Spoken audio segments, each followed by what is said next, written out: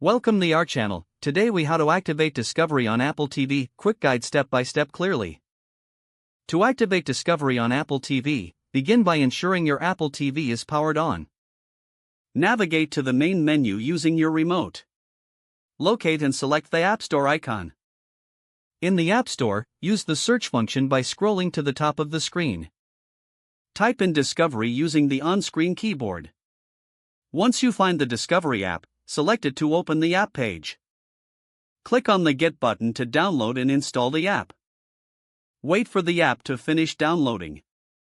After installation, return to the main menu. Locate the Discovery app icon and open it. You will be prompted to sign in or create an account if you don't have one. Follow the on-screen instructions to enter your login information. Once logged in, you may be asked to customize your content preferences. Select your preferences to tailor your viewing experience.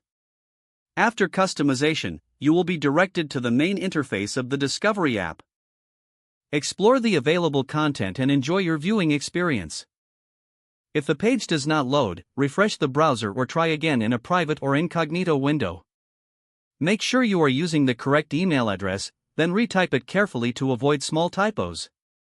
If your password is not accepted, use the reset option and create a new strong password you can remember. Check your spam folder for verification or security emails, then complete any requested confirmation steps.